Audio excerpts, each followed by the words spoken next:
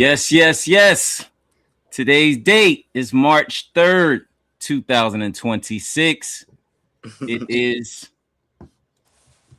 Women's History Month. Better believe it. Shout out to all the women out there, the moms out there, the sisters, the daughters, the nieces, the grandmothers, the great grandmothers, the wives, the girlfriends. Shout out to all of the friends, the best friends, the besties. Shout out to all the women out there, the lawyers, the professors, the doctors, the entertainers, the artists, keep going. the politicians, the astronauts, the engineers, the teachers, the daycare women, all of y'all. We appreciate y'all women, man. Thank y'all very much. Thank y'all very much. If it wasn't for y'all, us three gentlemen right here would not be here today. So we thank the women in our lives and around the world. The show is presented by way of StreamYard, and we are live on YouTube, IG, and Kick right now. I am Amrock. That is Dez. That is DJ No Name. This is the HL Podcast, where we go beyond limits in knowledge. How y'all feeling, fellas? Good. Real good. Yeah. Let's get to it. People, we are available on iHeartRadio and Spotify. Please hit that subscribe button and listen to us on your way to work, on your way home, while you're at the gym, while you're just chilling, smoking some hookah, smoking some weed. All right.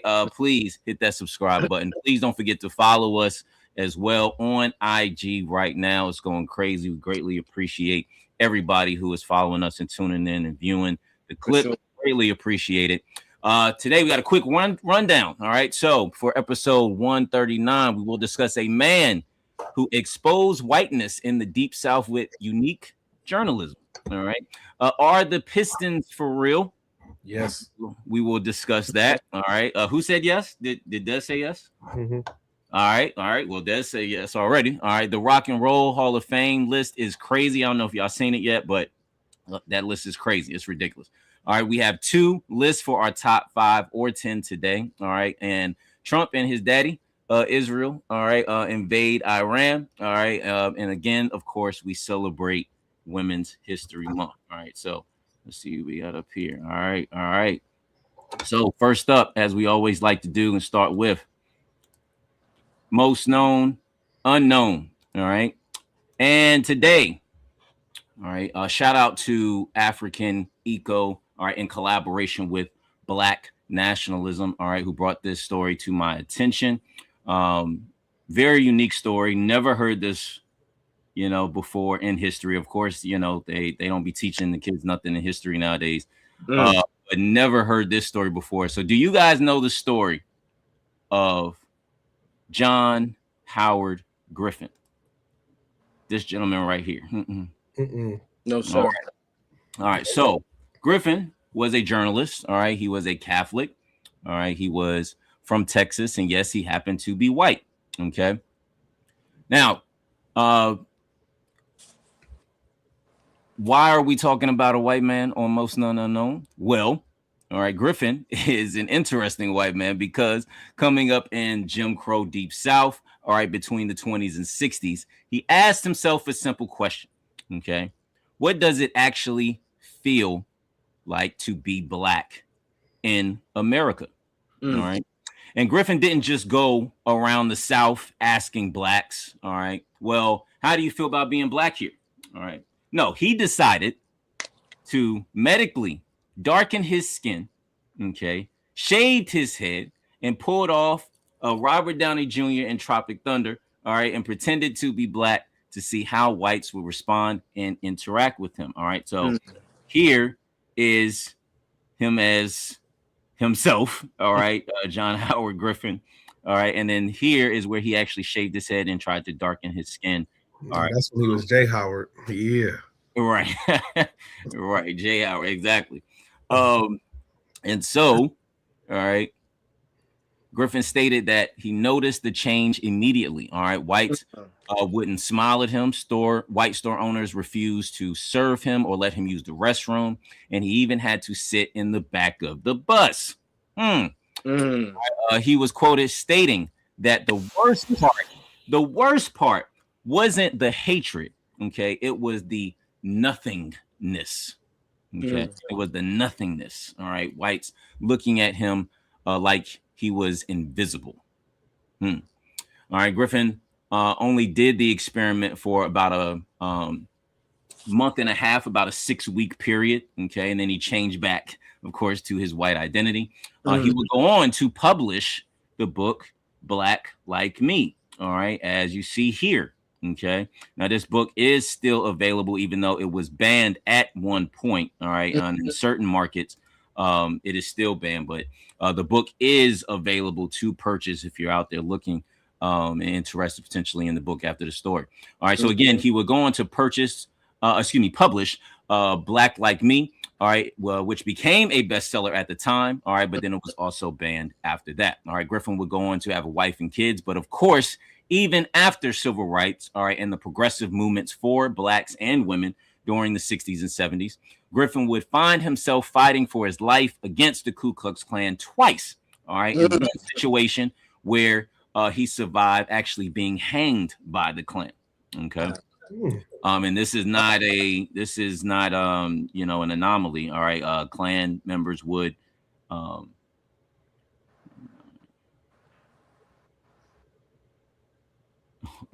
sorry, I'm just reading some comments. Okay, so all right. But again, yes, this was common practice for Klan members back then. If you were white and you supported black people and progressive movements, different things like that, they would also attack you. All right. Griffin later fled to Mexico, all right, with his family, and died in 1980. All right. He was only 60 years old. He was born in 1920. All right. But it should be noted that Griffin didn't flee and live in exile because he lied in his essays and his articles and even his book. He had to flee and live in exile because he told the truth. Okay. And we all know, all right, and some white people can't stand the truth about their part in American history, all right, and their own whiteness. Okay. And so, yes, the question that needs to be asked is, all right, if he couldn't survive, okay, only but 6 weeks pretending to be a black man, white people, all right, how do you think we as blacks actually feel trying to survive in America every single day? All right.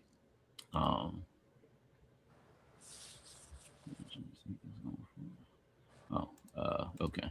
But yes, again, John Howard Griffin, all right, journalist who, again, had a different, unique approach to journalism, and exposing the truths during his time. Where, yes, exposing those type of truths and going undercover the way that he did was not common practice. All right, that was definitely something unique, but nevertheless, sometimes, desperate times calls for desperate measures. All right. And he did what he felt was necessary. How do y'all feel about this story, man? Yeah, shout out to Jay Howe. You know what I'm saying? Keep that up, hold it down, MOP. Yeah, that's all I got on that one. Yeah, that's a shocker for me, fam. This is all new to me. I'm about to look into that more because wow, that transition up until now, because I was going to ask you what year that was around, but then you said it at the end. So, again, that's just like all kind of other history. It's not that long ago. It was like 40 years ago. Yeah, about 40, 50 years ago. Yep. Yeah, see, so that, wow, that's most unknown. That's what it's about. Yeah, man. Yeah. So, again, shout out to John Howard Griffin. May that man rest in peace. And again, people, if you want to go get the book, Black Like Me, that is available online right now. All right, people, about to transition to the mixer. Yes, sir. All right, with DJ No Name. Yes, sir. DJ.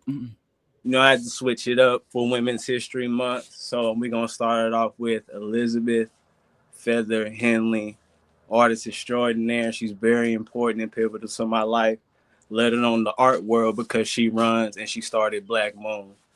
So she's been really working hard this past month, helping facilitate a show that's been going on for a month, along with two other artists. And she's about to show some more in OKC. So I wanted to shed some light and give her flowers. Absolutely. Appreciate those The artwork here. Oh yeah, absolutely. Had to change up the camera angle and get your view. Shout out to Beth. The only reason I talked to Gary. And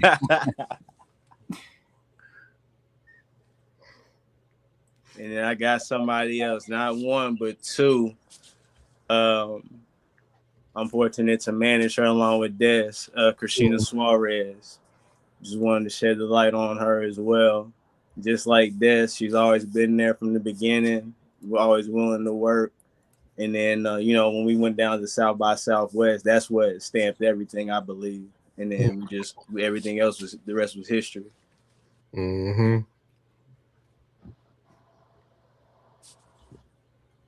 Officially starting this new album. Reset date, April 1st.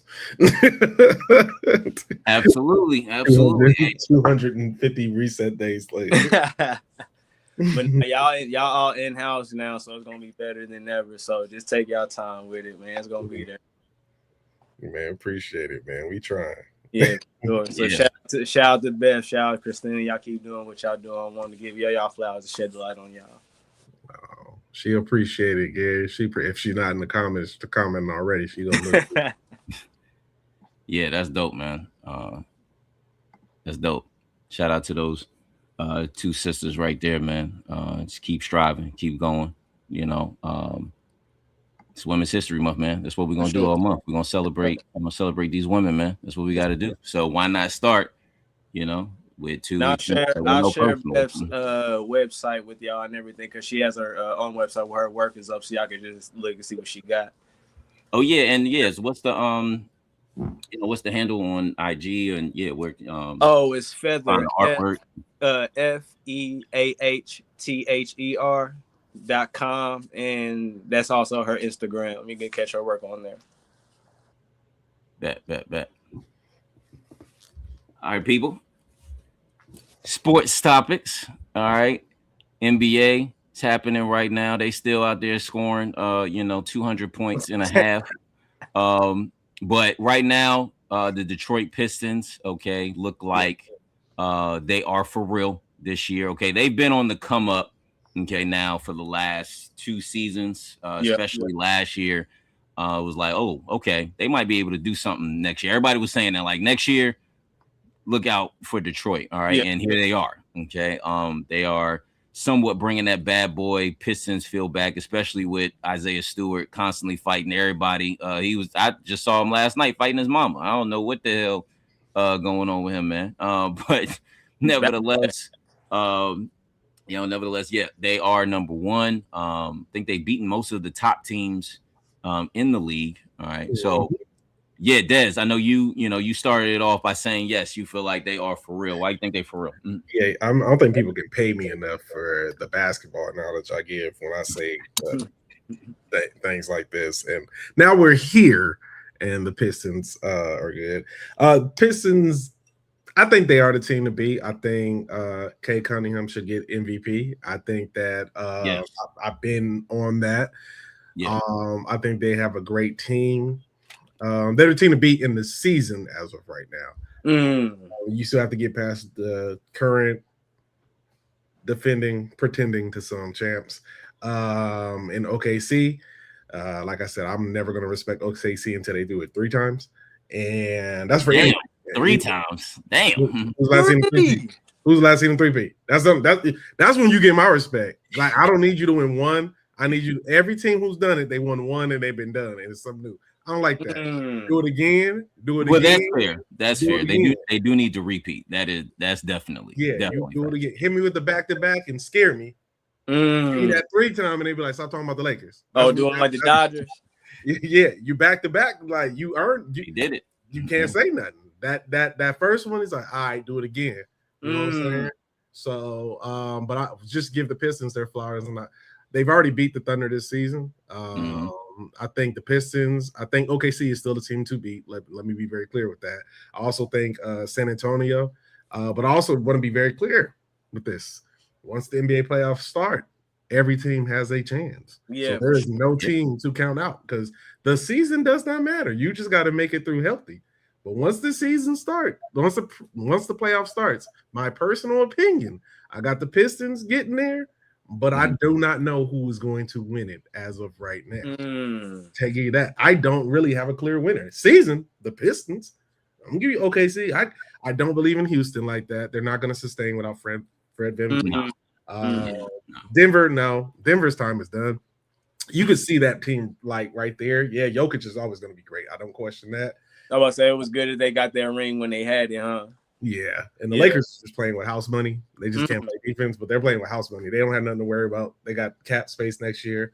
No free agents are available like that, but they got cap space next year for trades. So OKC, they just got to make it not be injured. But ultimately, to answer the question right now, yes, the Pistons are the team. I would love Detroit to win. If I had to pick a team to win that's not the Lakers, it would 100% be Detroit. I just think the city deserves one.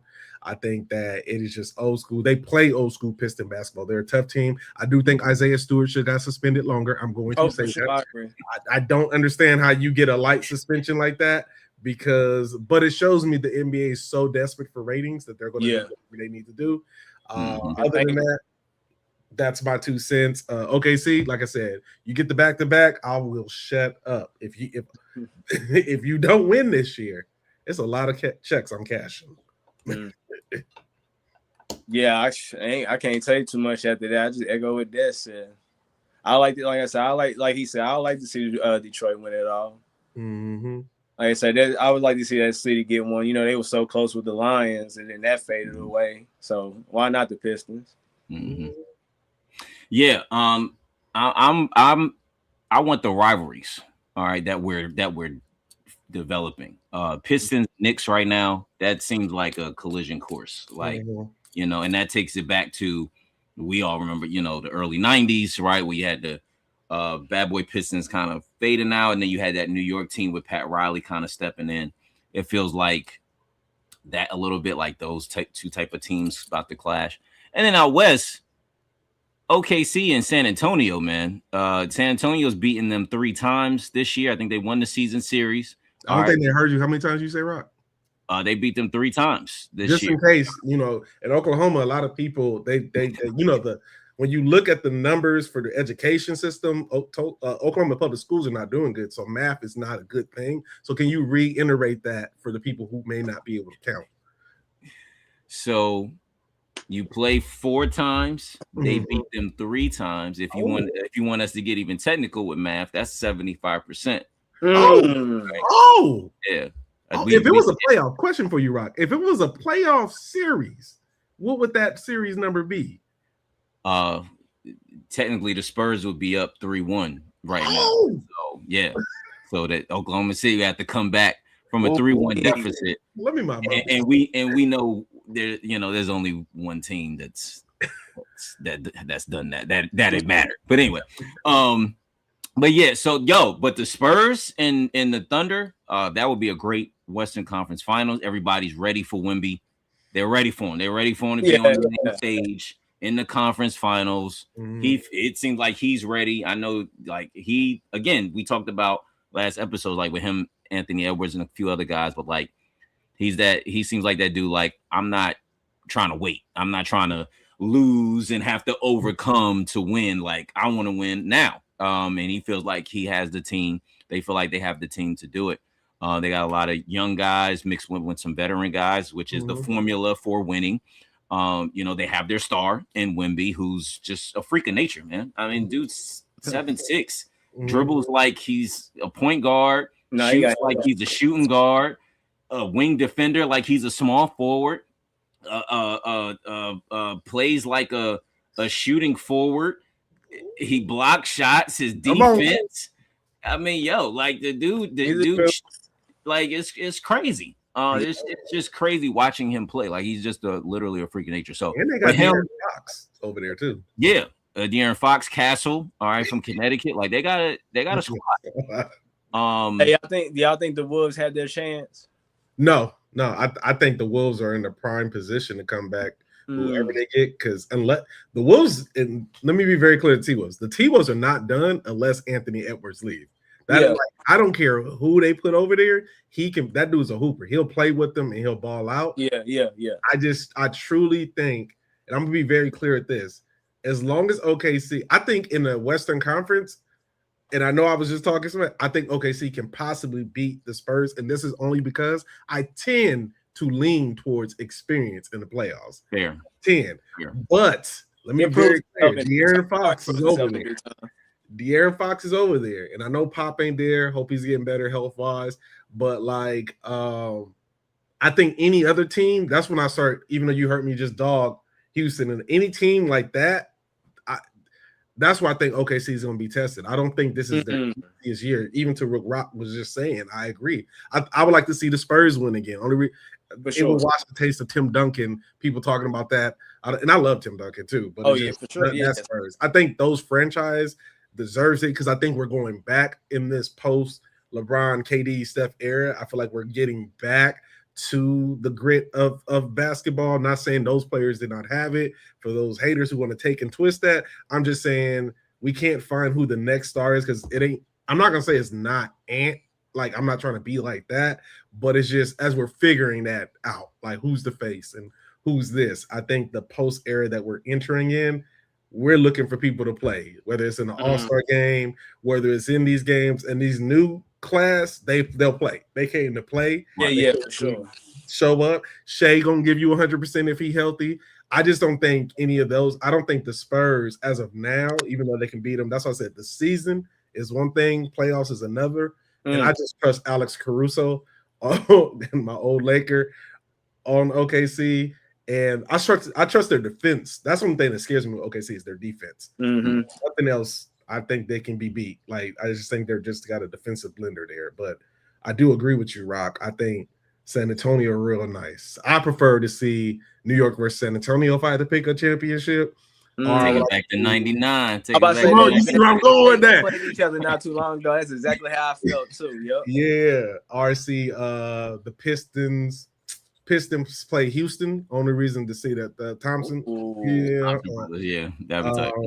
I just think ratings wise too. I think that would be low key kind of entertaining. But if not, you have to get Wembley in there. I think if you get Wembley in the championship versus the Knicks, like, that's made for TV. That will probably be in a long time one of the boxes. Unless you're going to put Giannis, Milwaukee makes a run and get there. The only team, you got to have a marquee team from the East. And if it ain't the Pistons, because I can't see, I'll watch it, but I don't think it'll be entertaining versus the Pistons versus, I don't know if that would be.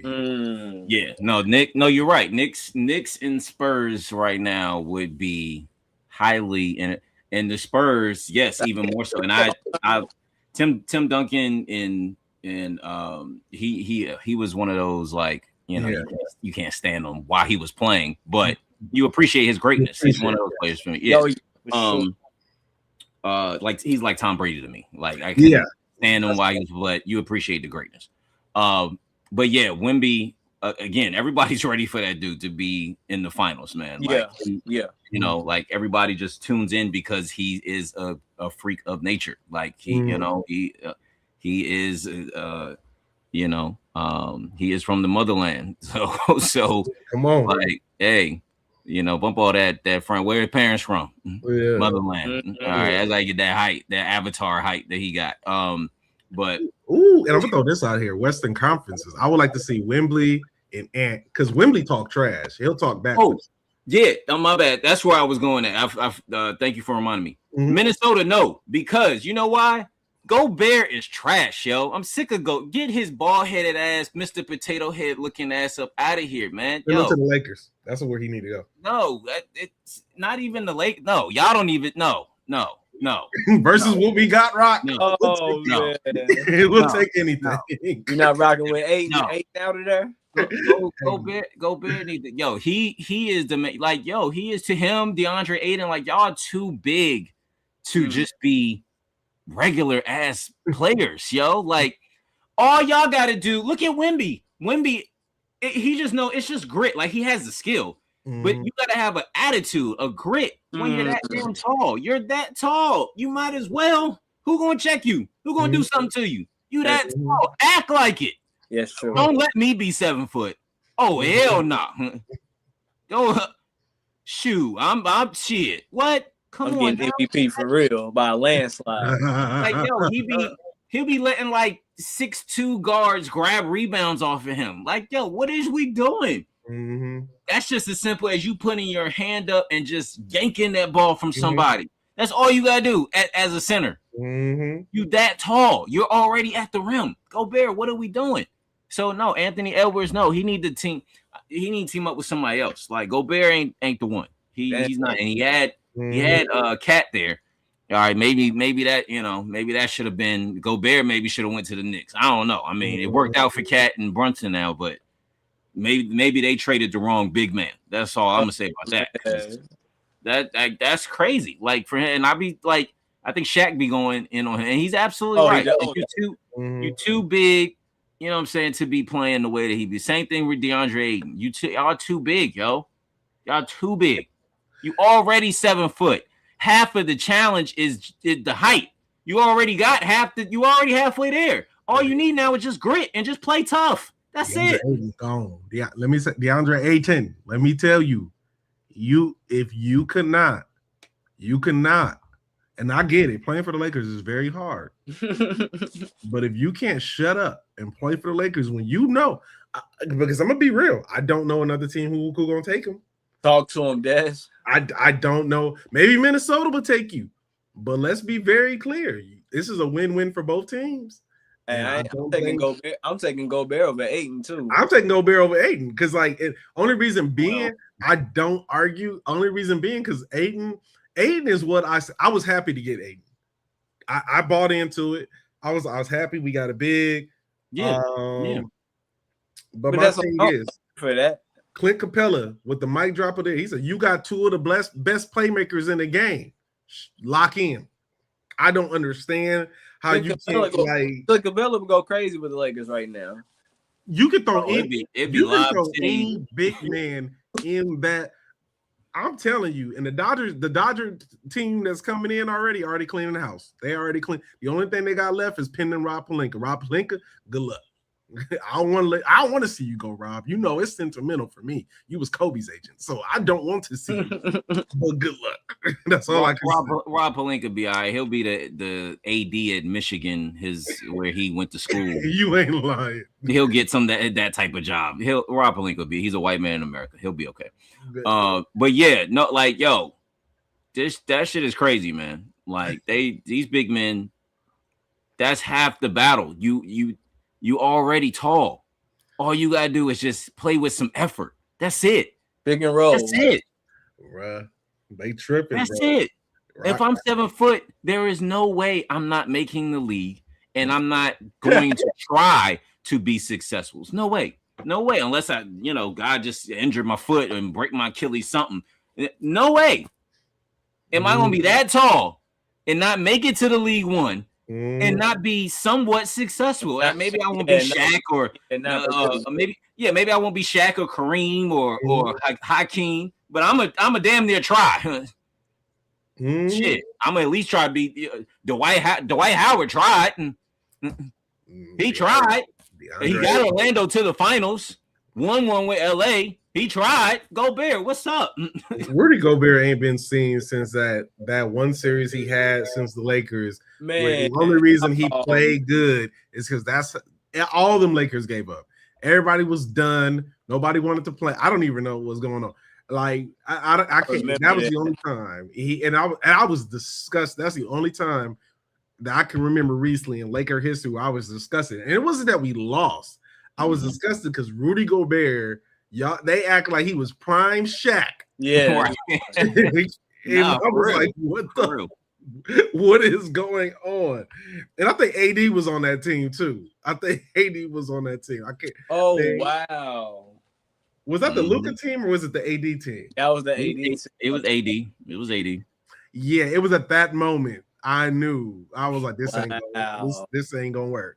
But to Rock's point, I want to say because you have so many talented guards that are out there right now, especially when you're playing with one of them in Minnesota, who's probably the face of the league. All this is still pending, right? And I just want to say that you got so many young centers who are coming in this league because let me be very clear from a basketball fan perspective.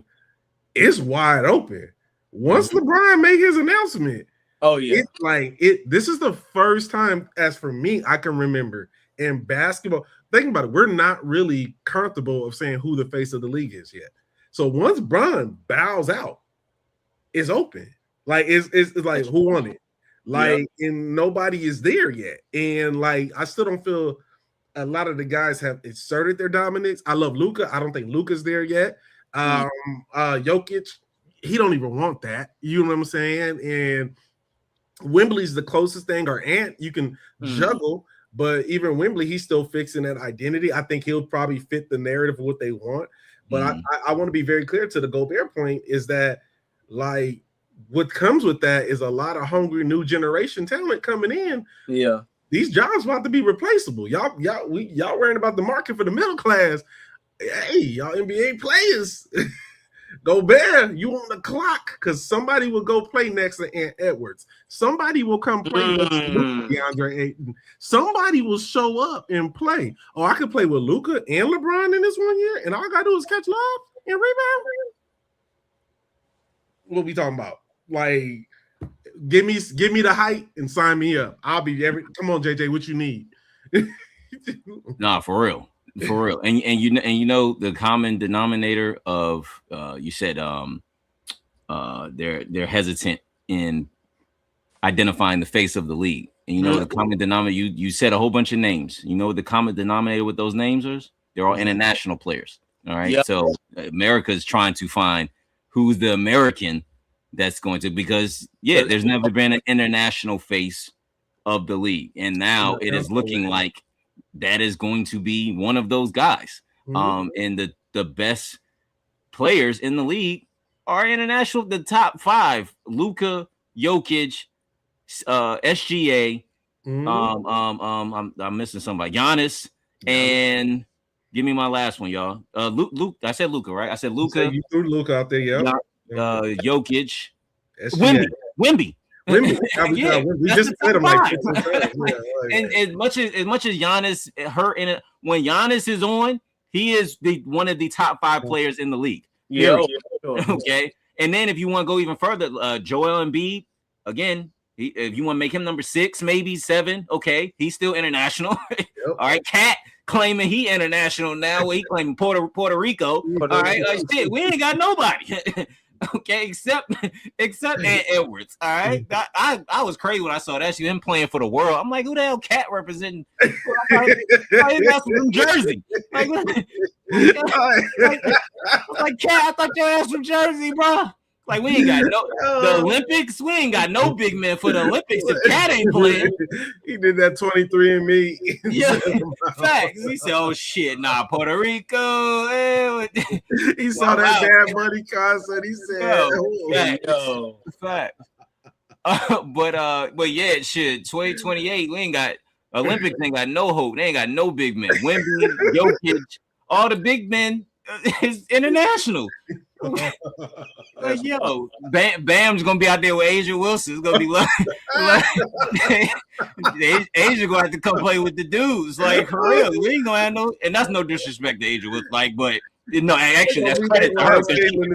That's credit to her because she's that damn good. She could probably come over and play with the dudes. Ask Caitlin, Angel, they gonna be like, "Hey, we need all y'all to suit up. This ain't like we gonna need all that we can get." But yeah, it's like Gobert get this. Byron Scott should have been telling DeAndre Ayton he needed not LeBron. Damn Byron Scott, get your old ass. Let me say something on that real quick, bro. Please. Shut up. Like I'm so tired. Like first of all, the only reason LeBron needed to retire was for cap space. We got that with the LeBron retirement at this point. He can do whatever he wants. I don't want LeBron on the Lakers because I've been said this. The only reason I never wanted LeBron on the Lakers is I would prefer LeBron to play with Kobe. The only reason I never wanted LeBron on the Lakers because I prefer to play against LeBron. I'm one of those people who like to play against LeBron. Not because I hate LeBron. I know I can name about 15 different LeBron haters. And I don't, outside of my brother, who was a Derrick Rose fan, there's nobody justified in hating LeBron. Like, if you weren't a Bulls fan, and I get the Bulls fans' arguments because if D Rose was healthy, that's their stance. I'll take that. Anybody else, you're just a hater. Like, and it's just like, he's the greatest player of his. If you, I heard somebody say break it into eras. He can be the greatest player of the era, however you want to say it. But at the end of the day, Byron Scott, shut up. Like, because the thing is, where we've lost as Laker people, especially these old heads, getting to the point where we don't accept people in the uniform no more. And I remember the time when they used to talk reckless about Kobe. So let's not act like y'all wasn't doing the same thing to Kobe. And the problem is the reason I don't like it, because it's the same BS they did with Russell Westbrook. Russell Westbrook could have been a fine, great Laker because he plays hard. And that's the kind of player we need now alongside Luka. But then y'all had to go disrespect Russ because he wasn't hitting shots, but he was giving you 100%. Luka don't be hitting every shot. I was at the game. Don't get me wrong. Some of them shots Luka was hitting, I was like, I can't believe he made that shot. But the disrespect of LeBron James in general, it has to stop. I wish LeBron, I hope he don't do a farewell tour. I've said this before. Yeah, I hope he just waits to the end of the season, retire. I hope this is it. Yeah, I hope this is it. I wouldn't give y'all nothing. You don't deserve it. None of y'all deserve LeBron James. And Byron Scott, when you make trash comments like that, like first of all, you were trash. I'm trying not to cuss, but you was a trash ass coach when we had you. You were terrible. You were terrible. I respect you as a player. You were terrible. And this is my problem. And I'm not even gonna Magic. I ain't even trying to throw this straight at you, but this is my problem with these old head Lakers. I'm a Laker fan who critiqued you when you came back and how you left us. Magic, you dipped because you didn't like Rob or whatever reason you wanted to. Byron, you was a trash coach. Shut up. Shut up. Just for clicks for your podcast. Keep LeBron, Will Smith, keep LeBron's name out your mouth. That's how I will. My wife, keep LeBron. The man don't say nothing for y'all. Shut up. Like, leave LeBron alone. The man has been quiet all season. Rich Paul, shut up. Like, this is the first season LeBron ain't said nothing. That's true. Like, leave him alone. And it's like, do I want him to play hard? Yes, but he's 41. like people be judging him like he's still 21. Like he just got out of St. Vincent St. Mary's. Like the man is 40. Like by at this point, he's 41. He's at the and with Byron Scott, it's I don't like unnecessariness. Yes, it's just unnecessary. Okay, like you can keep that comment to yourself. You can talk about it to your friends at the poker table, at your crib while you're smoking cigars, because we know that's what y'all. But some of these old heads, like it's very unnecessary at this point. And it makes you guys look envious and jealous because you couldn't play that long. You couldn't also play while being a billionaire. Okay. Talk about it. It's the Byron truth. Byron Scott, you never was the face of the Lakers, okay? Like as a player, nor as a coach. LeBron has at least been that at some point. What he was the face at some, whether a year or two, he was the face at some point. Byron Scott was never that, right? Like you just look bad. No, and what they do, Rock, and I see as a Laker fan, I know what they're doing. And I'm gonna say this right now. A lot of y'all try to do it because y'all trying to discredit LeBron from getting a Laker statue. LeBron not only deserves a Laker statue, AD deserves a Laker statue. And I'm gonna tell you why both of them deserves one. Do I wish they would have ran it back? Yes, that's not up to them all the way. I don't know the back end stuff. They should have ran that team back before we can see what it was. That's without a given. But at the end of the day, that COVID year, everybody talked about how hard the bubble was. But most importantly, Kobe Bryant died that year. And they didn't have to go that a lot of those players, you could see it on their face. They barely wanted to play. That's true. Yeah, they get it not because of the damn ring. They get it because they showed up during that year when we lost, in my opinion, the greatest Laker ever. So for that particular reason, give LeBron his statue, give AD a statue. Damn, you could put the whole team up for what I did, because they did what needed. If there was 1 year you needed to freaking win, that was the year. I don't even care about the COVID bubble.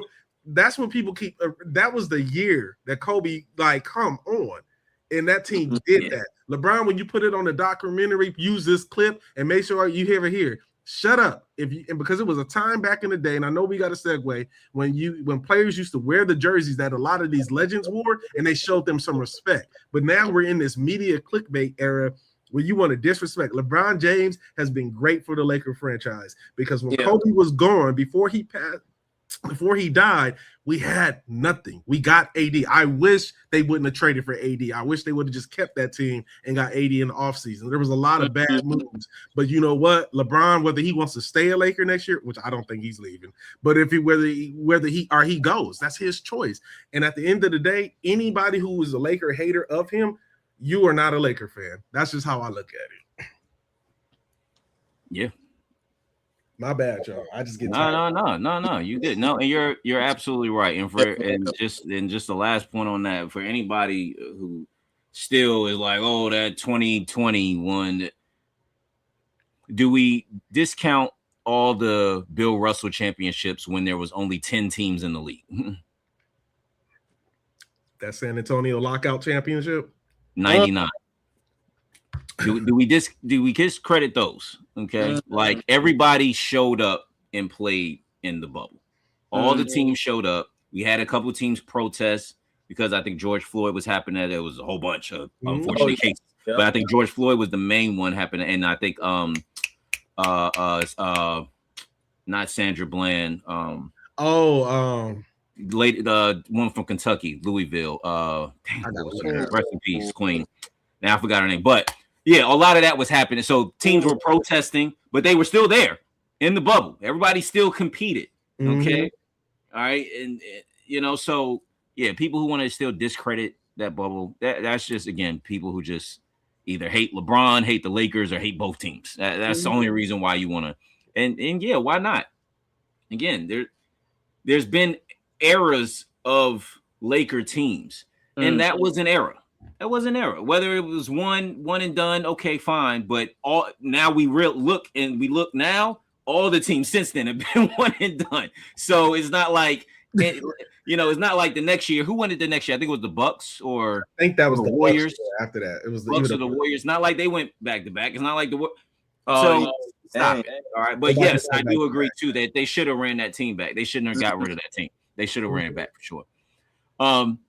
All right, people, as we segue real quick, I just want to go over, the Hall of Fame, Rock and Roll Hall of Fame nominees have been announced. Some big names this year. All right, you got Mariah Carey listed, Phil Collins, Lauryn Hill. You have New Edition, Shakira, Pink, Sade, Luther Vandross, Wu-Tang Clan. All right, some big names. All right, just a few up here. Luther, Sade. For Sade not to be in there yet. I think this is like her second go around. But yeah, out of these, these names, there's again some big names. I don't know exactly how many they elect. I want to say it's like 4 or 5. But who do y'all? Oh, thank you, Breonna Taylor. Thank you. But yeah, who do y'all like to get in? Like out of those names, like who's of course, Wu-Tang Clan. Yeah, of course. Mighty Wu-Tang. I'm still high from last year. Yeah. Who got in? Outkast got in last year. I think Tribe got in the year before, or was it last year? Who else? No name. Who? So you like Wu? Who else you like to get in? Who should be up in there? And some of the names. I think Mariah Carey. Definitely should be in there. Who you got, Des? Who should be up in there? So I ain't trying to rant. I'm so anti Rock and Roll Hall of Fame that I don't pay attention. Fair. That's fair. They like the Oscars at this point now. It's hit or miss. Yeah, like, well, one of my favorite artists, Jeff Buckley. I hope he gets in. I know that's not the top one. I just think that song Hallelujah is like, and his rendition of it is like incredible. But I'm anti Rock and Roll Hall of Fame because Gene Simmons is trash, and I think that when it comes to hip hop and R&B, I have always advocated that they should not do the Rock and Roll Hall of Fame. I think we should go create our own. Shout out to the Universal Hip Hop Museum in the Bronx. Once again, that should be our birthplace to start it. Every class that comes in, I just always advocate that we move it. And the reason I think it should be the Universal Hip Hop Museum, because hip hop was where the Bronx is where hip hop was born. That is where it even though there's probably people who are going to argue that. But like, like I just think at the end of the day, I'm more of an advocate to move it. So I believe any of our artists should get in. That's without a given. Based on that list, I wish all of them can, because Phil Collins is great. Mm-hmm. Without a shadow of a doubt. Pink, Mariah Carey. I am just, once Gene Simmons talked about hip hop doesn't belong in the Rock and Roll Hall of Fame, I'm trying not to cuss on this, y'all, but fuck you, move us out. Like, you know what I'm saying? It really is. That's just how I've been since, because he said hip hop wouldn't be around in 10 years. Hip hop doesn't deserve to be in the Rock and Roll Hall. Correct me if I'm wrong, but isn't Rock of Fame, isn't like the criteria more about the writing, and the production, not so much you. And also when you came in as a performer, because I think it has to be 25 years since you actually introduce yourself to the world as a performer. But I thought it was more about, because I thought it was more about your pen, like the songs you wrote and the stories you told. I thought it was more about that, which would definitely qualify hip hop, because they are the best, other than country music, they are the best storytellers. I'm so anti. I'm gonna be honest. I never looked at the criteria, and I don't mean it to shit on our artists or any artists getting in. I don't want nothing to do with it. Like I really, even when we had this topic, I was like, oh my God, I hate the Rock and Roll Hall of Fame. The only reason, because like, once you tell me you don't want me in the room, you'll never get me in that fucking room. You don't deserve any of our artists. I think there should be a hip hop and R&B Hall of Fame. It should be in the Universal Hip Hop Museum in the Bronx, I think, or at least some space, and start it there. It should be celebrated there. I encourage every year. Matter of fact, let's keep doing this topic every time this comes up, because I'm going to encourage every year that we pull our artists out, pull every Black artists, except the Rock and Roll Hall of Fame people. They deserve to be there. But any of our artists who are hip hop, pull them out and move them where they properly go, and give them the respect. Because if you don't want us there, because hip hop has been just as much rock and roll as rock and roll, and I think that, you know what I'm saying, that whole anti against the system, and like to even utter those, because I don't utter artists like even the Beastie Boys, who had certain influences in, like, like they were hip hop, but like artists who are rock and they had like influences in hip hop, I wouldn't utter their impression in hip hop, because hip hop welcomes people. But if you don't want my art form in your genre, because I'm so passionate about it, man, fuck you. And that's just where I'm at with it. So shout out to all the people who make it. I hope Wu-Tang gets in. I hope they say something epic Wu-Tang wise. I hope Phil Collins gets in, because Tarzan is still one of the greatest soundtracks ever, and everything else Phil Collins has given us. It was Tarzan. That was yeah. I forgot about that. Plus that I can feel it calling me. Of course. Come on, man. Again, some of these people like shit already. But I agree. I agree. That Gene Simmons just pissed me off, and every time I think he said hip hop will only be around for 10 years, and that's what he said.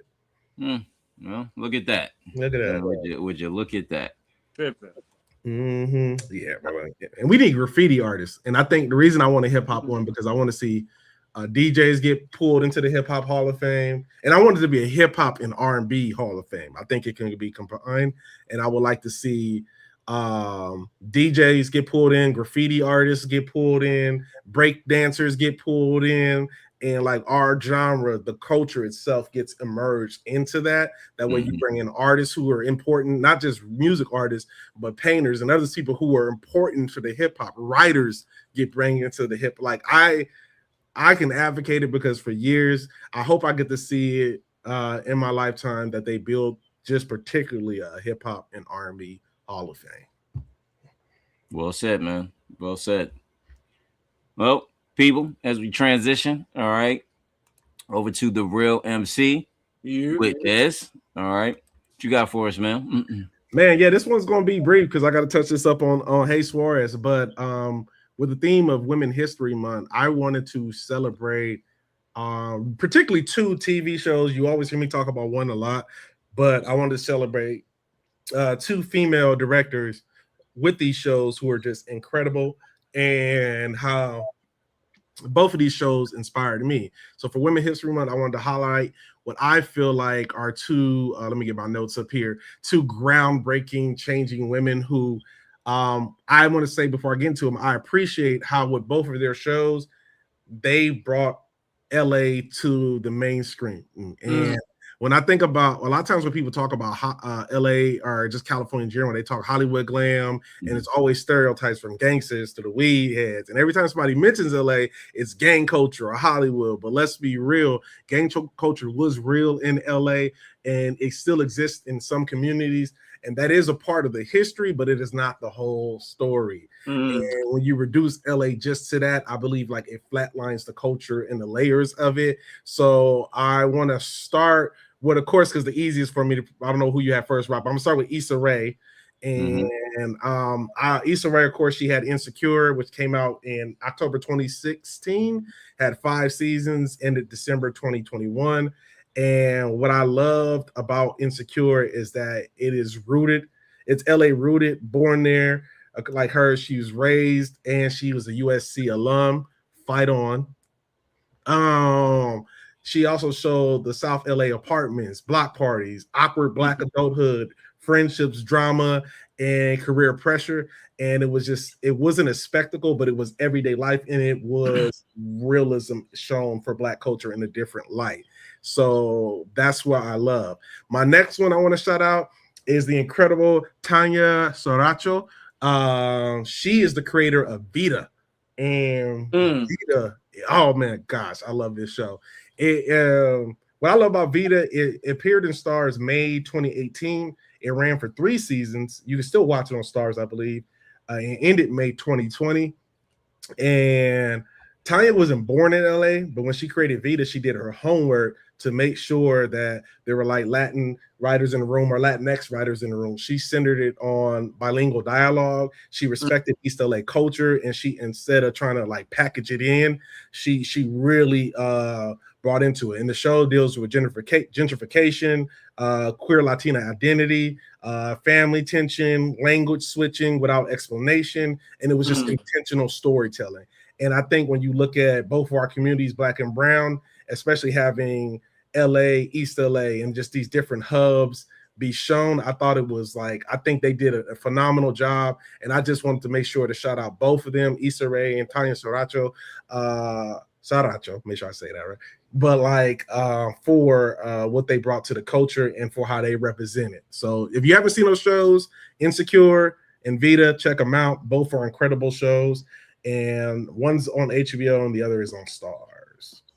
Yeah, I gotta finish Insecure. I can't remember what season I'm on, but I'm about halfway there. Yeah, man, you definitely gotta tap in that. Insecure is a classic, man. Yeah, man. Vita's good too. That black card about to be revoked, Gary. Hold up, like you know, Gary, we had this. Everybody see it. I know. Y'all already got me on the live. Y'all already got me on the live. Hold up. Gary don't be watching the stuff. We talked about this. He be missing a lot of the stuff. That's like somebody just saying they ain't seen Coming to America, some shit. Like Insecure is that show. But yeah, no, Insecure is, one of the best shows, period, of all time, let alone Black shows. Among Black shows is one of the top. You can put Fresh Prince up there. You can put Insecure. You can put The Wire.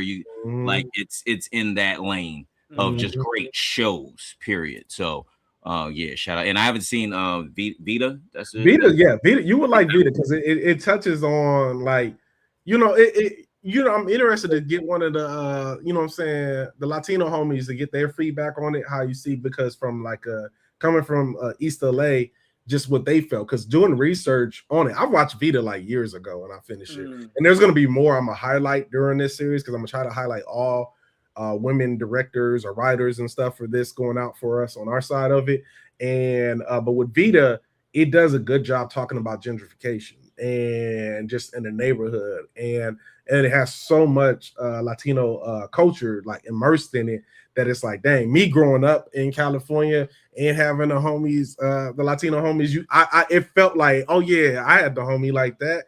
But just like for me being black culture, I can like look at it and identify like so much with Insecure. I always want to get their opinions, and I might reach out to the homegirl Gabby and see if she's seen it to get her opinion on a show like that, because it's like, yo, how did you feel when you watched that? Like, because I knew how I felt. But Vita is a very good show. If y'all get a chance, it's on Starz. I think it may be on Disney too. But don't hold me to that because like even going through this, I rewatched it and I was like, yo, it's crazy. And but yeah, it's pretty dope. Just check it out. Both are great directors. I don't know if Tanya's done anything else outside of that, but that was the biggest one I knew her from. That's a bet. Yeah, definitely gonna try to check that out. Speaking of, so did y'all see the Scary Movie 6 trailer? Did y'all see that yet?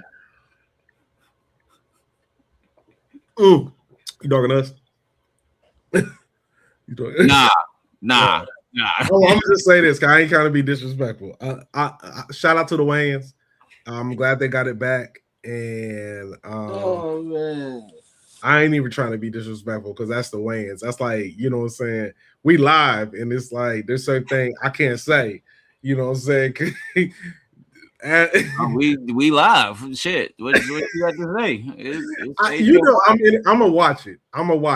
I don't think I'm gonna go to theaters and watch it. That's fair. I mean, who does go to other than a blockbuster movie? And this ain't a blockbuster movie. So but I support the Wayans and I support them. I'm glad they got it back because I think it wasn't with them for a while or something. Yeah, for a few. Yeah. Give Ice Cube back Friday. Let him push Friday through. But like, I never was a scary movie fan though. So like, that's where that's why I didn't want to say because I wasn't like I'm a fan of them, but I didn't like any of that era. You remember it was a bunch of movies that used to come out like that. Yeah. Copy their style, and I was like, yeah. And it's not their fault because I know the Wayans comedy, but those movies made me kind of like, like not another teen movie or something like that. Yeah, that's like what I was thinking. Yeah. So. Yeah, those were the bad. I think the very first scary movie was good because it was actual script at the time. They went off of like Scream, and then they added other elements. And every element of the other scary movies or drama movie, whatever, made sense. Like even how they ended Scary Movie, the first one with The Usual Suspects, right? If you watch Usual Suspects and you saw the end where he tricked everybody, that's how they ended. So there was a lot of puns to it. And then they did the second one, the Wayans brothers as well. And then after that, they weren't part of 3, 4, and 5. And if 5 came out 2013, so it's been 13 years since they've done a scary movie. And so they're bringing back the original cast. And I mean, if you go see it in the movies, cool. If you want to wait, that's cool too. I mean, most people I'm sure are probably just gonna wait, or go see it. But I mean, it looks interesting. It looks like it's for the times. They definitely are about to cancel culture with this. I can tell you that right now, just off the trailer alone. They're gonna do it. I guess we watched the trailer. I'm gonna go watch the trailer and I will let you know. Watch the trailer. Because Here's my thing, and I feel bad saying this, and I'm not talking to our generation when I say this. I don't want to say this because I feel like this is one of the things that's gonna go viral. I want to be viral for this. But I don't know if the Wayans brothers translates now because as far as their comedy, like is because like I watched Marlon, I liked it, then it was gone, and I don't know if it's just people viewing it, Papa's House, and going, and I'm like, have they? I don't want to say peaked, but I'm interested to see how they can pivot. I guess that's the best way I can say it without trying to, because I'm very protective of them because I don't want to discredit. They're legendary family, and I'm not trying to do like this dude. They are the black comedy family. Yeah, they are. I don't want to be like. So I'm interested to see because I would love them. Like I wanted Papa House to be successful for my son. And that was a good show too. That was a good show. I enjoyed it, and I hope somebody picked Netflix. Stop playing games, like. You know what I'm saying? But I'm interested to see like how they translate because I mean, in today's society, you being honest, man. Like, just be honest. Just put it out there, right? I mean, I think that's what everybody's kind of looking for right now is a little honesty and just, like, in studying film, that was the shift from the 60s into the 70s, right? Where you had the films in the 60s, they were like epic films and surface level topics. by the time the end of the 60s hit, you got like Midnight Cowboy, Virginia Wolf, and like more serious tone type of films. And in the 70s, that shit just went way left, right? You had all types of shit in movies. I think that's been a trend, especially with comedy films, right? Like people have been playing it safe this past decade. And yeah, you need something. You preaching. Yeah, you just need something that says, no, fuck all of that right now. Look who the fucking president is. Fuck all the bullshit right now. Let me throw this the president of the United States right now. Does that motherfucker give a fuck? And excuse my language. I'm with you. Let me throw this at you. So my bad. I'm gonna throw this. Have you ever seen the Carmichael Show? Yep. I caught it a couple of times. When you get a chance, go watch it. I thought that was like it was genius. I thought the Carmichael Show was so ahead of his time. It was so good. He gave the blueprint of how to do comedy for us in this time, and then they cut it. And I know it has some issues on the back end, but Jermel Carmichael, I think what I'm saying, or Jermel. Yeah, Jermel, that's him. Yeah.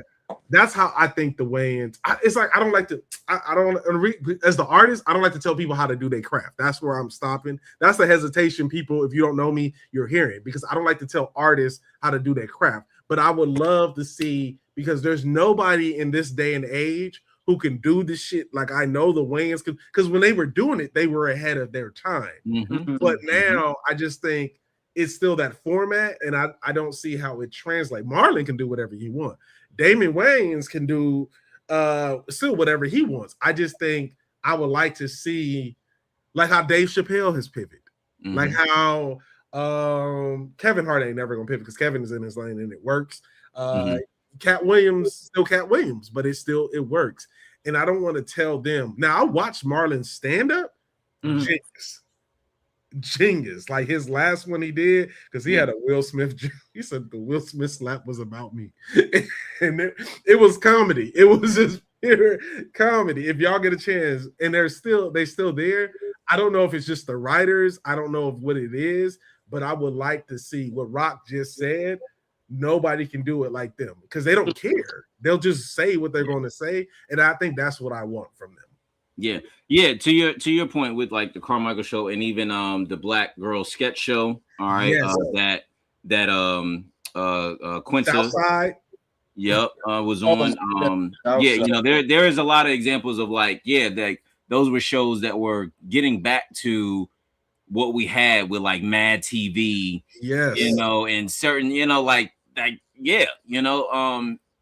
and people, people just got a little too sensitive, and I think now we're going back to a joke is a joke. Yeah, nobody's trying to offend anybody. It's a joke. It's have a little bit of sense of humor, people. Like it's again, y'all ain't got sense of humor and laughing at shit right now. The way the world is going, like y'all just gonna be serious all the time. Then whatever, man. Whatever. Don't go see the movie. Don't support it. But if you have a sense of humor, all right, why not check something like that out? All right, that's for people who have a sense of humor, who just want to laugh and not take a shit seriously not take a shit seriously for 2 hours. Like it's 2 hours out your day where just don't take nothing serious. Just go in and just laugh. If it's funny, laugh at it. Period. All right, people. As we before we pivot, as we have done the last few episodes, shout out to Doobie again for sponsoring this episode. Greatly appreciate it. Again, everybody, you can hit the QR code right above me over here on my left or my right, whichever way you're looking at the screen. All right. Yo. Oh, shoot, what happened? I just watched the first 5 seconds of this trailer. Yo, it's funny.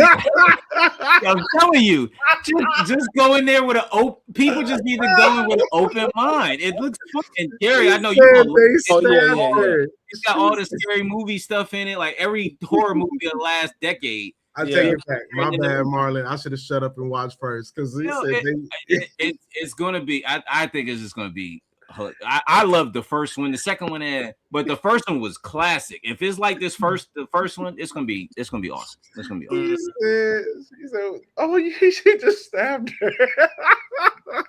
Like it's funny, man. It's funny. Out of pocket. All right, people. Our top 5 or 10. All right, as I alluded to during the rundown. All right, we got 2.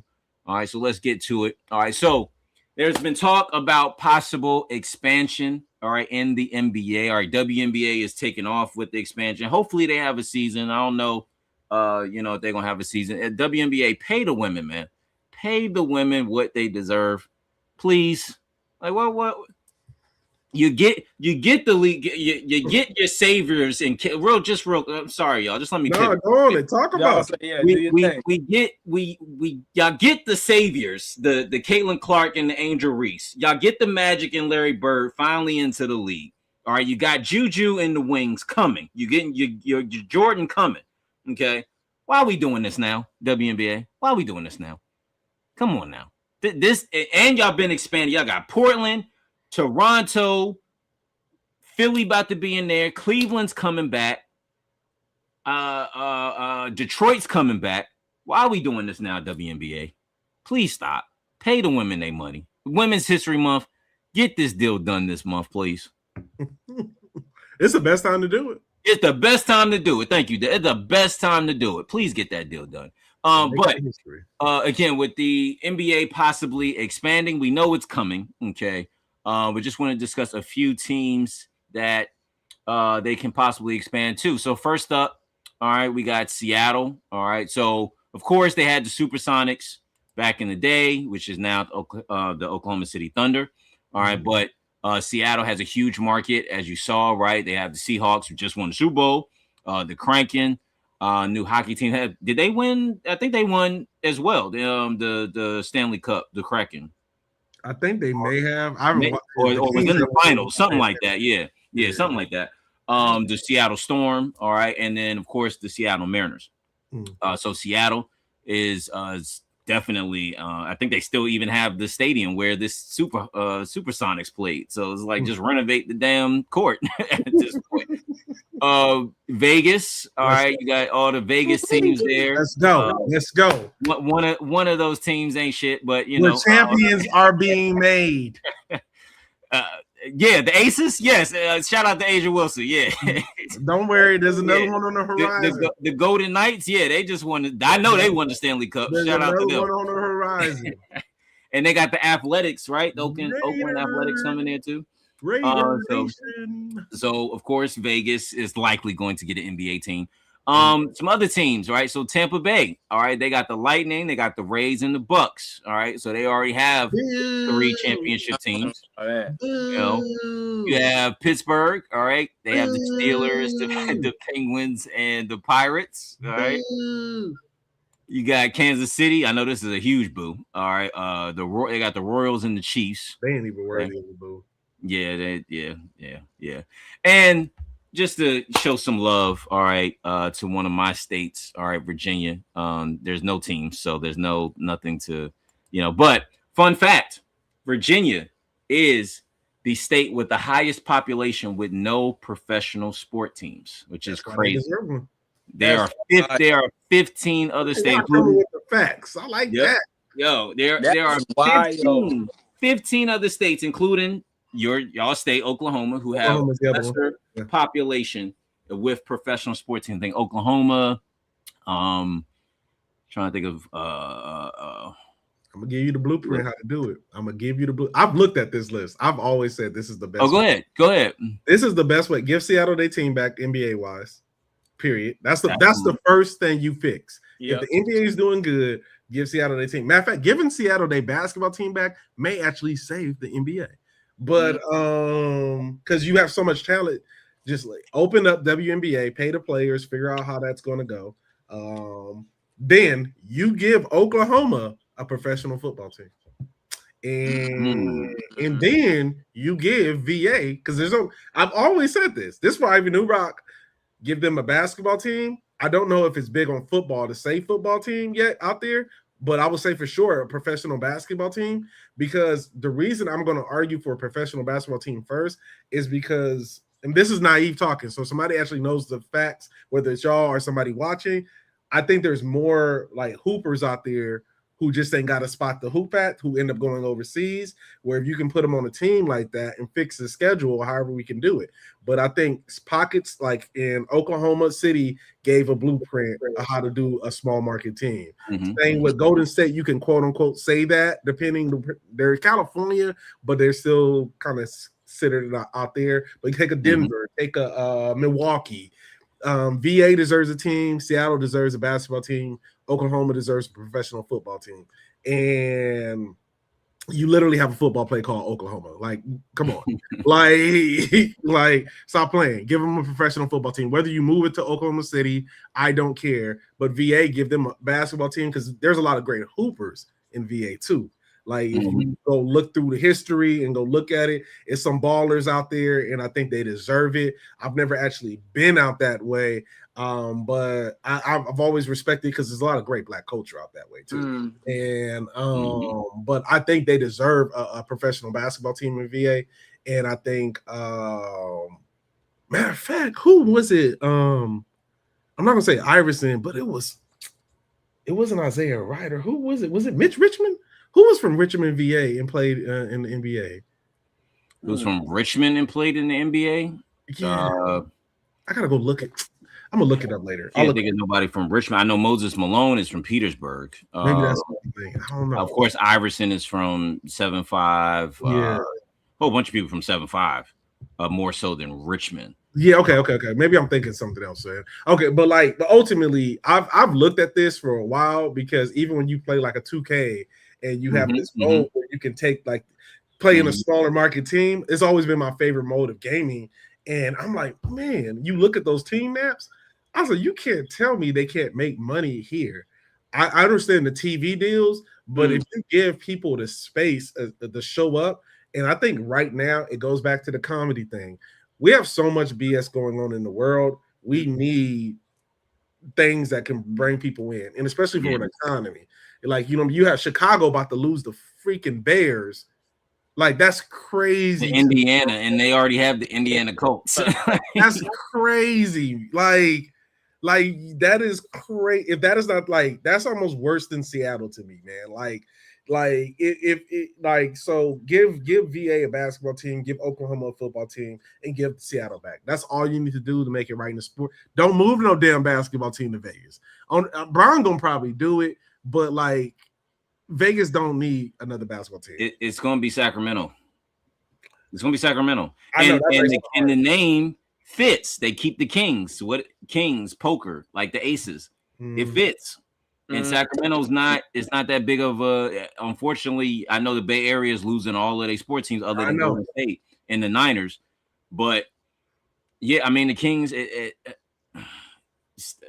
As far as the market, Vegas, Sacramento. I mean, there's no disrespect. It's just Vegas is a bigger market, so they will likely. Yeah, that's stacking these teams. They could, like California with the Colts and the Rams and Clippers and stuff, and they're gonna just start stack like Indiana down with the Bears. I think that's what's really. I hope it doesn't happen, but I think that's where we're going, bro. Yeah, Gary, who you think deserves an NBA team? I think we got to restore the feeling. Seattle. And I like with this, because I feel like me and Des talked about that before, but Oklahoma having a professional football team, that makes a lot of sense. I agree with that, but all in all, I say Seattle. I wouldn't be surprised by Vegas, because Vegas is on fire right now. So, but number one would be Seattle. I'm gonna tell you, I'm gonna get a football team. They will tap the Cowboys' ass. I'm gonna tell you, I will tell you that right. I ain't even Oklahoma's. I'm gonna tell you. I'm telling you that Texas-Oklahoma rivalry gonna hit different. Man. Well, speaking of rivalries, all right, we got one right now. All right, 50 and T.I. going at it. All right, so long story short, T.I. 50 Cent approached T.I. about doing a versus. T.I. said bet. All right. And when it was time to promote it, T.I. went out there first. 50 Cent act like he didn't know what T.I. was doing. And so now here is, and this is from T.I. This is from him directly, right? The source, okay? This is exactly what he is saying out there. Like, this is how he ain't lying. He ain't lying. And I'm sure he's not lying. And so then T.I. said, all right, well, I'm gonna put out, a diss track on some slight shit. It was the first one was just on some slight hip hop shit, and then of course 50 had to come back with some disrespectful posts. Tiny wife, in which look, man, this is about rap, right? And so it's very disrespectful, very unnecessary. 50, right? Like and 50, he's a cancer just like me, right? And the pettiness, if we are deeply hurt, deeply disrespected, yes, sure, we can go petty, but you too old, 50. Like, come on, man. And why is it always the let me go at somebody's wife? Like, at some point, that's old. Let me go at somebody's wife. Let me post pictures of her. T.I. came at you with bars. Where the bars at? Where the raps at? Where the rap? T.I. done dropped 4 diss tracks and counting. He about to drop one as soon as the show ends today. All right, like he gonna drop another one. Soon as the outro play, T.I. dropping another diss track. All right, like, yo, where the bars at, 50? Like, we could do the wife shit on. And shout out to King and Damani for defending their mama. Hell yeah, you ain't gonna talk. King said, yo, your mama dead, nigga. Talking about my mama for. And he's absolutely don't be disrespectful. Come on, man. T.I. came at you directly with bars. It was about music. He didn't pull up a picture of your kid or your baby mama or your mama's grave in New York somewhere. He didn't do nothing disrespectful like that, right? This was bars, raps, period. And I'm sure if 50 played it off perfectly, he should have dropped the diss track himself, and that could have still led into them doing the verses if they promoted it, correctly, if they kept that going. But with that, all right, and of course we're gonna get your opinion, but with that, all right, because of time, I'm trying to speed up because I know this one. I'm sure Des saw the list and he already like what the hell. But with this one, all right, I wanted to bring up some famous rap beefs, okay, and also when I was thinking of this list, because there's one that's not on here, okay. When I was thinking of this list, I'm thinking about the back and forth. Not just one person coming out dissing somebody and the other person don't respond. The back and forth is what makes a rap beef or the tension. So here's the list. All right. We got NWA and Ice Cube. Okay. Classic one that people sleep on, that people forgot. All right. We got MC Shan KRS-One. All right. It's a classic one. People slip on that one. Of course, the most infamous one recently. All right. Drake and Kendrick. Oh, he put his glasses on for that one, y'all. Okay. He put his glasses back on for that one. 50 Cent and Ja Rule. All right. And then, of course, Jay-Z and Nas. All right. So, yes, please, I will, y'all insight on 50 and T.I. And, of course, out of these rap battles, or rap beefs, rather, which one? Gary, please. I already know what. Gary, what's your thoughts, man? As far as T.I. and 50, just come with the raps. That's all I want. Just come with the raps, fam. All the memes and stuff, no, it didn't work. Now, as far as these rap beats, I say Ice Cube versus NWA. Ice Cube ran up in the building too. Facts. That's what I do sometimes. Run up in the building, man. Yeah, sometimes you got to.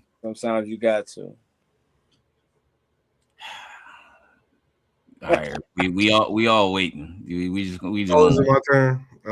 I don't know why I talk hip hop with these people, man. I don't know why. I'm forced. Like, Honestly, I'm here for my movie segments because the rest of this, Rock sends this list. I gotta go through the list, and I get it. He was covering him. I'm trying not to cuff. He was covering himself for not putting on Tupac and Biggie, and I get it. I absolutely understand. And Brooke, I was watching. I got a story to tell on Biggie's documentary on that, and that's when I thought about it, and I thought about it, and I said, I know Dez is going to point that out tomorrow. So yes, I had to put the discussion. But to be fair, Biggie did not officially respond. He did, but he did not. What song? If we are fools if we think Who Shot You ain't really about Tupac. Like that was already recorded before I think Big took more subliminals than he wanted to take. It was dated before Pac got shot at take that one Studios. Big was still taking more subliminals than he wanted to take. And also, too, it all ties in what I'm gonna say. I do think Big took some of with his version of the high road or when he went. He did it. But here's my thing with rap beef. You don't have to respond for it to be a beef. Lotto Ice Spice, because when she said put it on the floor, 20 black Suburbans, Lotto met what she said and showed up to it. You don't have to respond for it. Even though Lotto smashed the Ice Spice can barely speak English. Like, come on. Like, and then and I'm gonna go back to Biggie and Pac. Then you have Common versus Ice Cube. I'm pitching you. You have the Battle of the Roxannes. That's a good one. Battle of Roxannes. Absolutely. Lil Kim, Foxy Brown, which is more media. But ultimately, I say Pac and Biggie is because every beef gets compared to that. And when you look at Pac and Biggie, whether you say Big respond or Big didn't, I think Big responded. I always say it's subliminal. I think he has subliminal responses because I was Sure, he had bars, but he didn't have a full. Well, I'm talking about like a full response. He had bars. He even in Brooklyn's Finest. You said, Faye had twins. She probably have 2 Pacs. Get it? Yeah. Pac, right? Like, but it was a bar. It wasn't, and it was funny more so. Like, I don't. That's why Pac. That's why. But without Biggie responding, I'm gonna say this. When Pac started that song and said, "That's why I fucked your bitch." Yeah, it was disrespectful. It's go time. Like, it was nothing. Anything it was go time. Yeah. So what I loved about that particular battle, yes, all the tragedy, but what I loved about that one is you saw 2 different styles. Pac fought a lot of that in the media. You know what I'm saying? Biggie didn't say much. He kept it on wax, whether it was a shot, whether it was not. Only those affiliated can say not. This is just my fan perspective. I've always think he did, and like I've always said he did. Do I think he? But at the same time, where I'm about to go with this, it ties back in. Outside of that, Jay-Z and Nas is the greatest rap beef I've ever seen. Because I remember in school watching that beef, and when I saw an Ether, it just was like. Jay-Z. It was crazy. Like when I still hear that song when it comes on, I'm like, oh my God. And then I will say what I loved about Kendrick and Drake is because it was reminiscent of Tupac and Biggie in the sense of that you had one person at one time being quiet.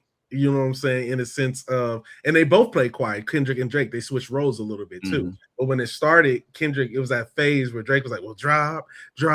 And then when Kendrick came, it was like, dang. And it was the greatest hip hop bait ever. Like, because Kendrick, since Control, has been who's coming at me. And, and there's been stuff like that. And I think for the sport of hip hop, beef is good.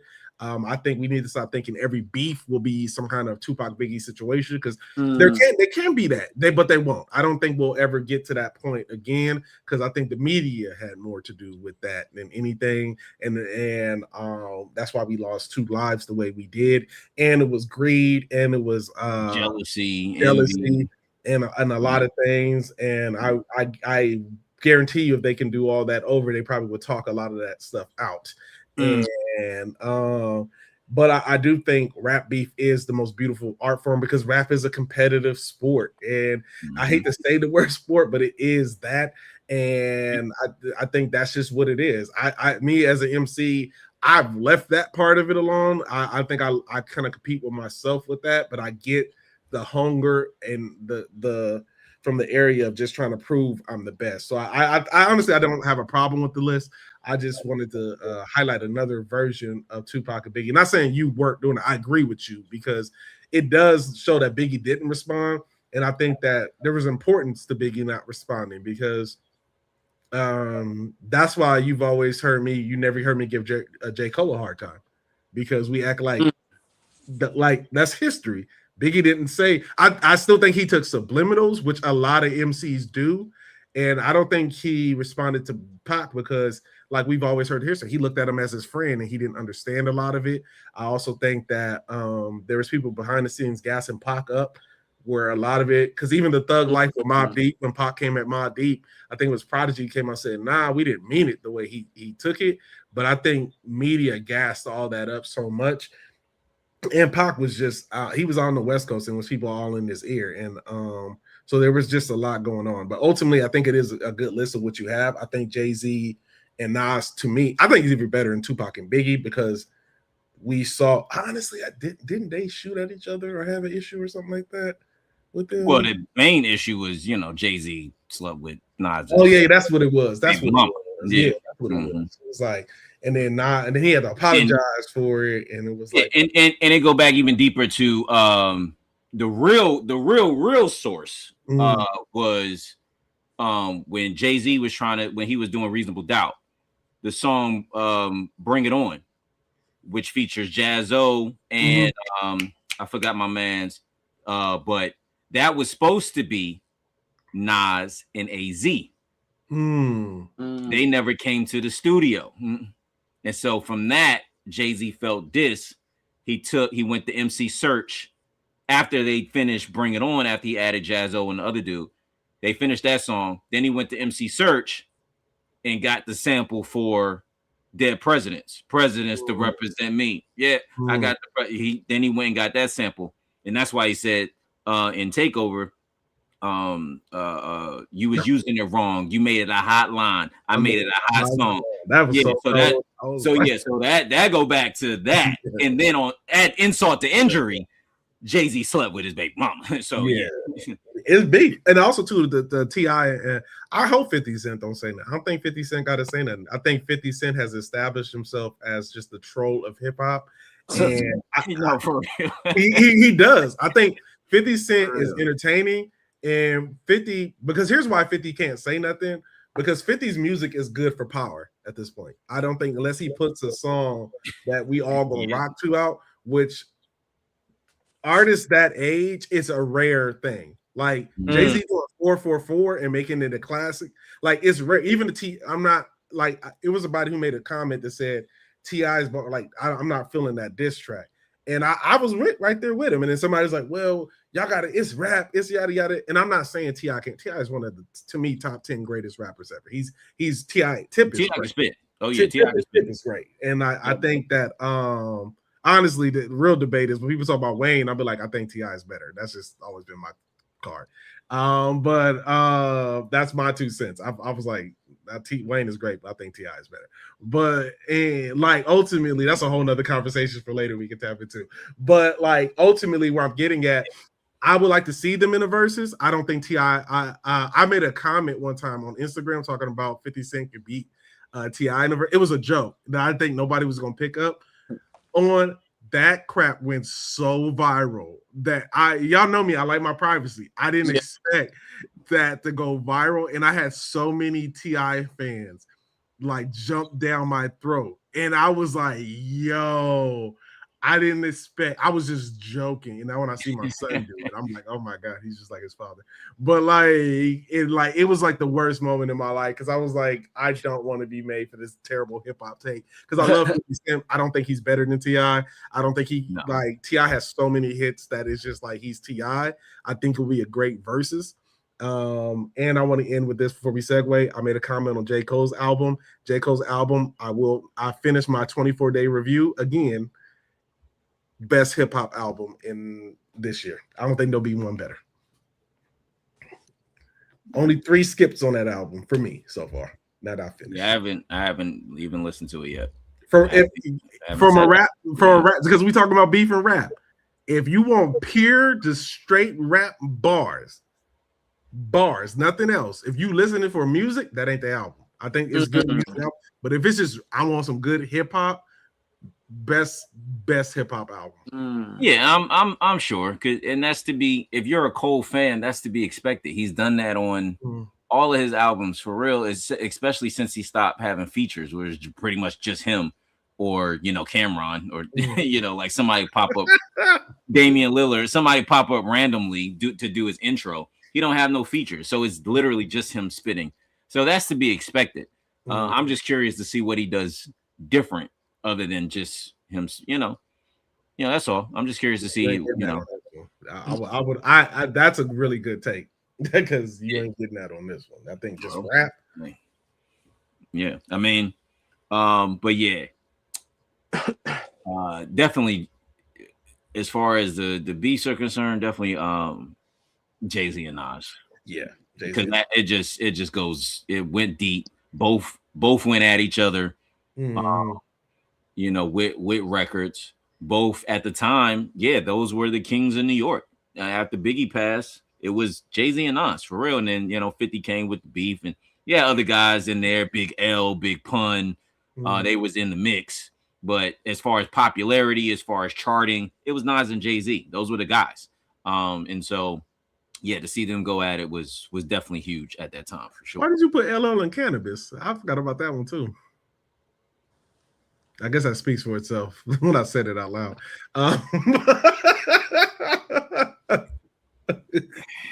Cannabis won't square dance with me. Cannabis. They want no parts of Eminem crush him. So you get crushed by Eminem. Eminem destroyed Cannabis. Yeah. Why you bring Eminem and Machine Gun Kelly? Oh wow. Yeah, I forgot about that one. That's crazy. Machine Gun Kelly, he ain't back down. I don't rap, but he that one he didn't back down. He stood his ground on that one. That's what makes it great when you say something back. That's why I respect with Drake and Kendrick. I think they needed. I think all three needed to go at each other. If you wanted my honest opinion, I think that would have made it the most classic thing. And then they could have dropped the freaking album, but no, they don't want to listen to Devontae's marketing plan because y'all got some personal beef that we all got to work out. It's so many. It's so many, and that might be the next top 5 or 10, like the collabs that we will probably never get, and that's gotta be one of the top ones. Oh, I got a few I can think of.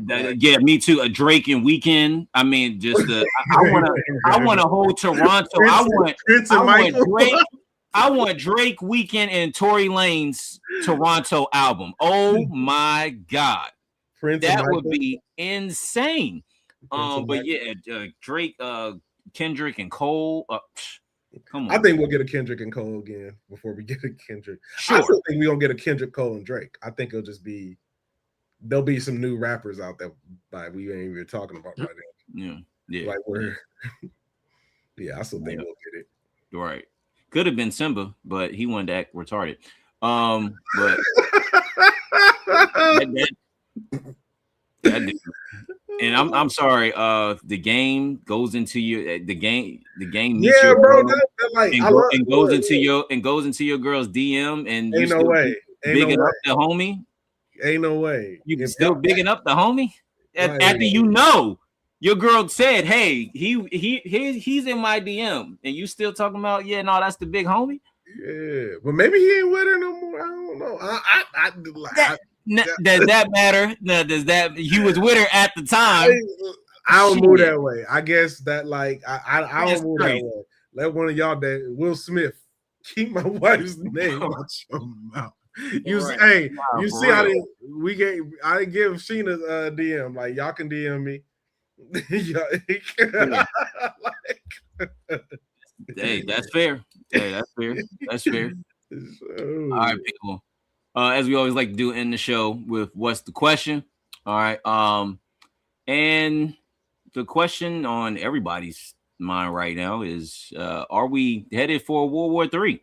All right. And what is the reason for all of this? Okay. So short answer, okay, before I get into my soliloquy, all right, is yes. All right.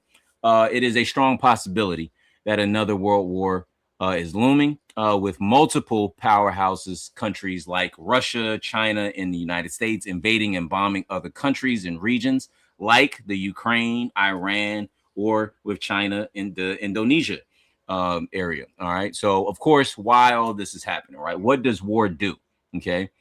It brings in money and more money. All right. Plus control and distraction. All right. From the Epstein files. Okay. It's a very simple combination. Okay. Trump, along with Israel, have teamed up to invade and bomb. Okay. Iran. All right. This is Trump with Israeli president here. All right. So now, why is that?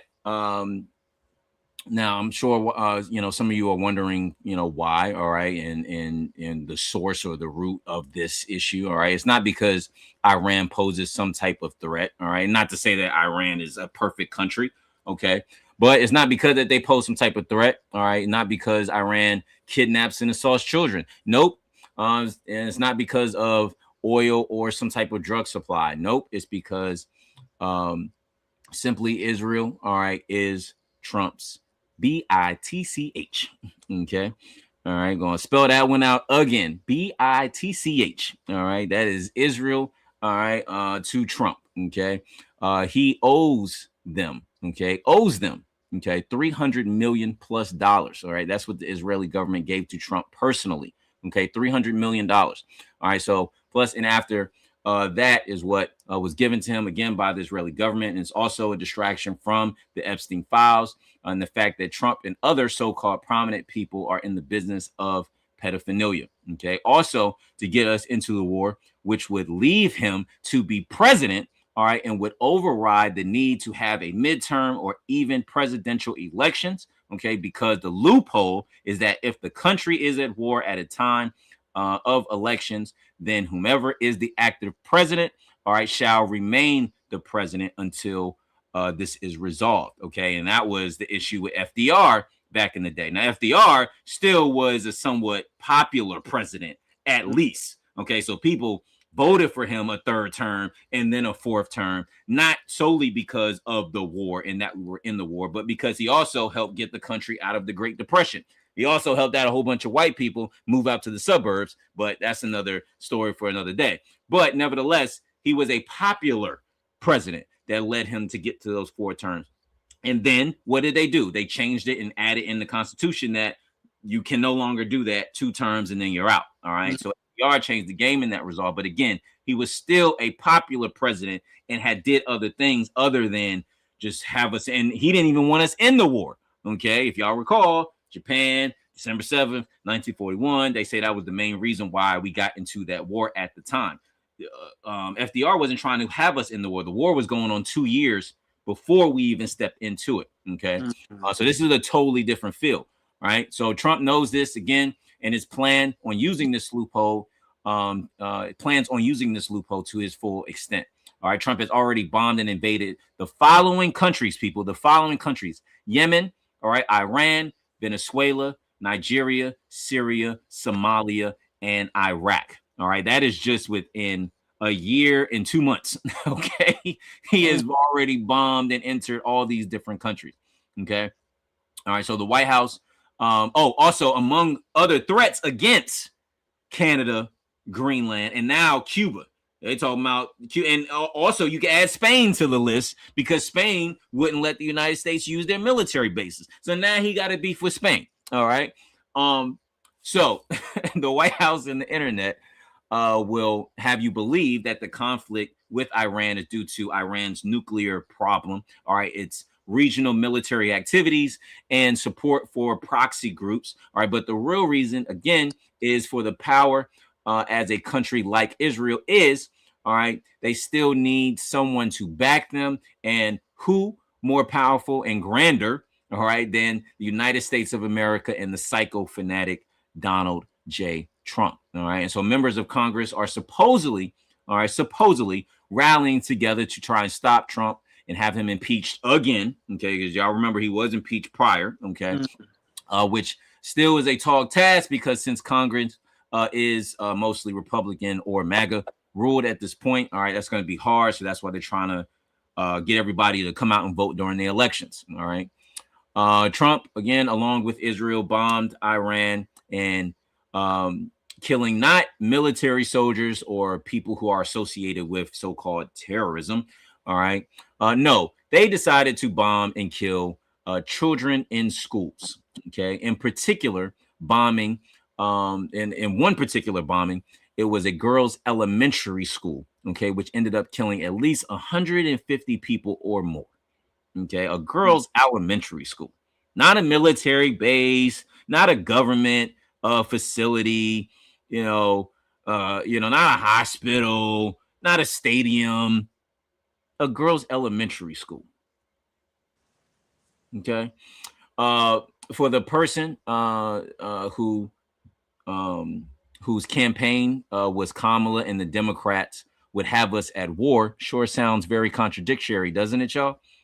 All right, but as we've said it before, all right, we were all warned, people. All right, we were warned by Kamala and others, all right, that this would happen. All right, many chose and still many are choosing to believe Trump to this day. All right, and to this day, some Hispanics and Black people are still wearing their mega hats, showing up to the White House version of Black History Month celebration and making excuses for Trump at these events, saying he's a good man, Savannah. Oh, excuse me, my bad. We heard that before.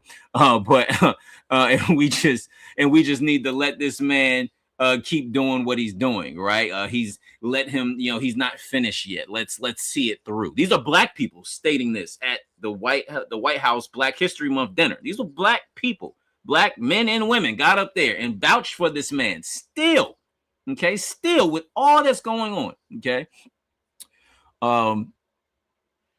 And yet now, all right, many so-called socially prominent white men like Andrew Tate, all right, who is a strong mega supporter and radical fanatic and also criminal himself, all right, said nobody wants this war, all right. And Blake Niff, all right, who worked with Charlie Kirk, said fuck this, all right.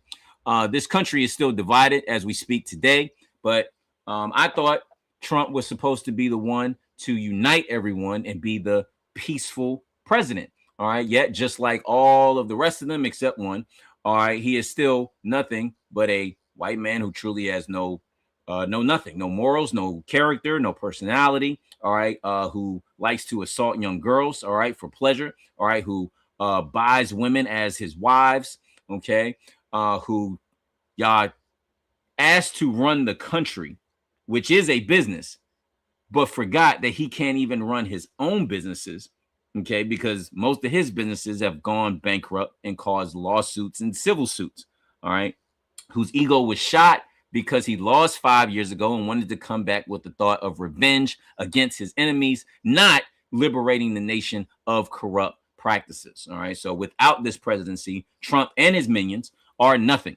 All right, and they need this to basically survive and have control, which ultimately is just a pathetic. And it's sad that a lot of people in this country will continue to support this criminal and will continue to be manipulated and brainwashed. All right. This war conflicts need to end. And these criminals like Trump and his minions need to be tried like the criminals that they are.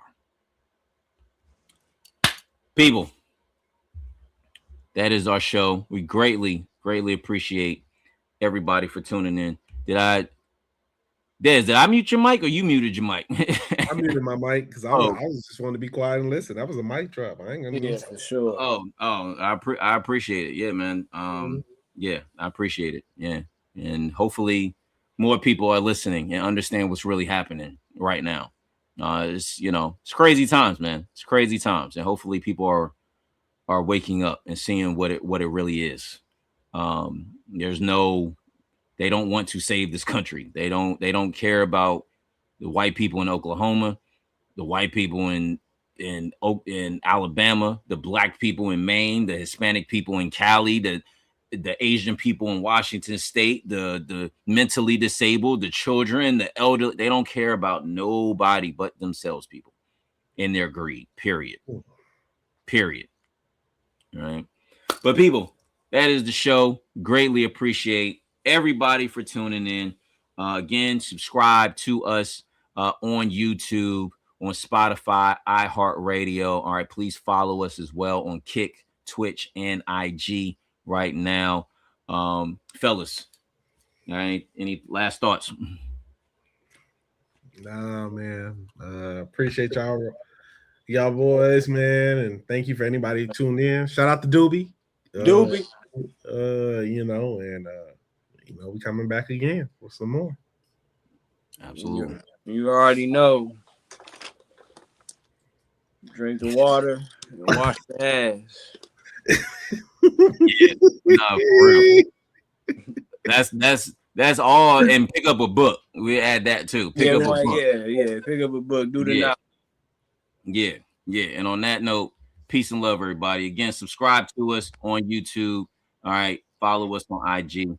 Peace and love.